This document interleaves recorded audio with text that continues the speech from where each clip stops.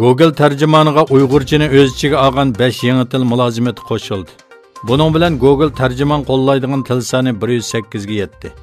Google şirketining bildirishicha, yangi qo'shilgan tillar Uyg'ur tilidan boshqa yana Tatar, Turkman, Odina va Kinyarvanda tillar ekan. Şirketning aytishicha, dunyo miqyosida bu 5 xil tilda so'zlashadigan kishilarning soni taxminan 75 million ekan. Hozircha Uyg'ur tili tarjima iqtidori faqat tor ko'rgichda ijiladigan Google tarjimonida bor bo'lib, Google tarjimonining Alma va Android app detallari uchun tarjima mulozimati qo'shiladi ekan. Google tarjimon bu 5 xil tilning ham tekst tarjimasi, ham torbat tarjimasini qo'llaydigan bo'lib, ulardan Kenyarvolda, Tatar va Uyg'ur tilidan iborat 3 xil til uchun knopka taxtasi orqali kirgizish mulozimatini ta'minlaydi ekan.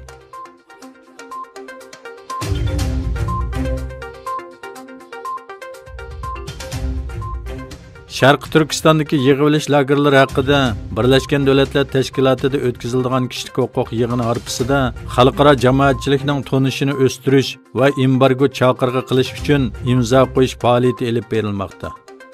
Amerikadagi ovoz to'rida boshlangan va 1 million imzoga yetish nishoni qilingan faoliyatda bugungi kunga qadar 850 ming imzo qo'yilgan bo'lib, 1 milliondan oshib ketadiganligi mo'ljallanmoqda.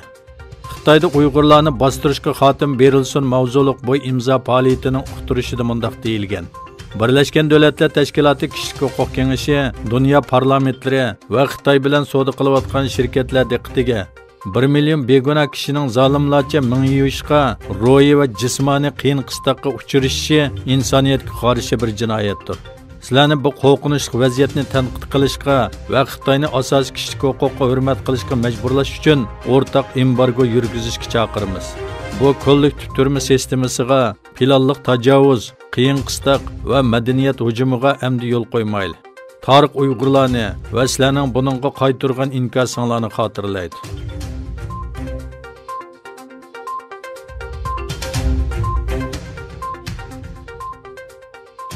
Birlashgan Davlatlar Tashkiloti Kishilik huquq oliy komissari Michelle Bachelet musulmonlarga qartilgan hujumlarga ko'z yumgan Hindiston soqchilariga Yahudi o'ltiraq rayoni siyosati sababli Isroiliyaga Idlibdagi fuqarolarning o'limlari sababli Suriya hukumatiga norozilik bildirdi. Xitoyga Uyg'urlar haqida chaqiriq qildi.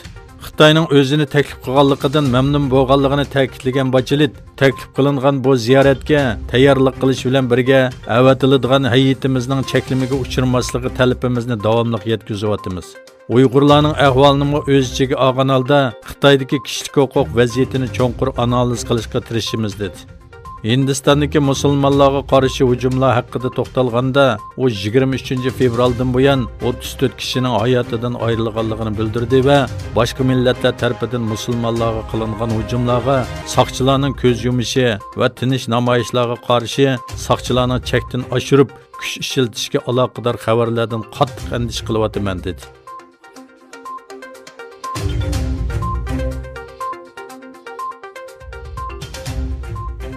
Saudiya Arabiston Xitoyda o'tirg'i chiqqan yangi tipli koronavirusi yuqumi sababli Umra va Madina Munavvara ziyoratlarini vaqtliq to'xtatadiganligini e'lon qildi.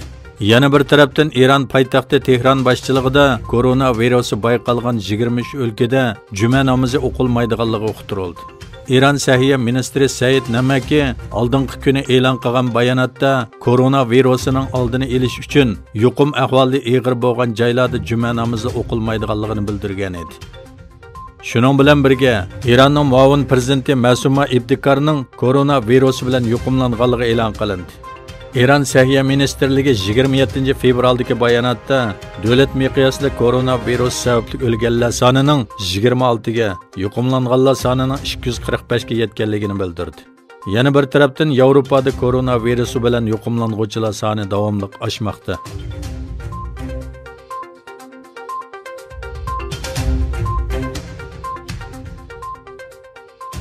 Türkiye Hatay viloyatining valisi Rahmet Doğan Idlib'de Türkiye armiyasi qismlarining hujumga uchirganligini, hujumda 33 nafar askarning hayotidan ayrilganligini e'lon qildi. U yana nurg'un yordamlarning borligini, ba'zilarining ahvolining og'ir ekanligini aytdi. Hatay viloyati 28 fevral soat 0'dagi tunji bayonotida o'lganlar sonining 9 ekanligini bildirgan edi. Keyincha bu sonning 22 ga orqadan 33 ga chiqqanligini e'lon qildi. Yardorlarning hammasining doktorxonalarda davolanayotganligi bildirildi. Hujumning orqasidan Anqarada Erdo'g'an boshchiligida jiddiy bexatarlik yig'ini ochildi.